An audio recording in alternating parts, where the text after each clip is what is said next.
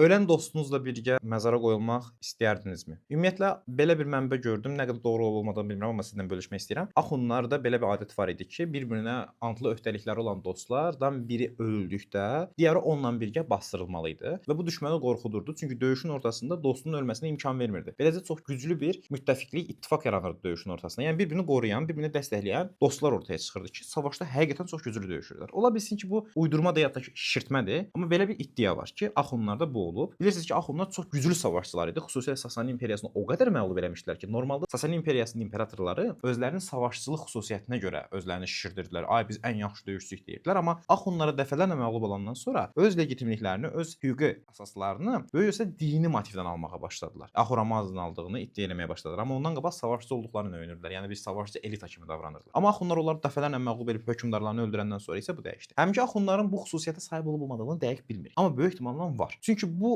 ənənə həm də Yunanıstanda olub. Xüsusilə də geylərdən ibarət qüvvələr yığırdılar ki, bir-birini sevən gey əsgərlər döyüşün ortasında da bir-birini dəstəkləsinlər və beləcə daha yaxşı döyüşsünlər. Amma bu təbii ki, axundlardakı geylik məsələsi deyil. Axundlardakı böyük ehtimal qan qardaşlığı məsələsi idi. Beləliklə ordunun nizamı da qorunurdu. Əgər bu doğrudursa, həqiqətən çox yaxşı taktik olub.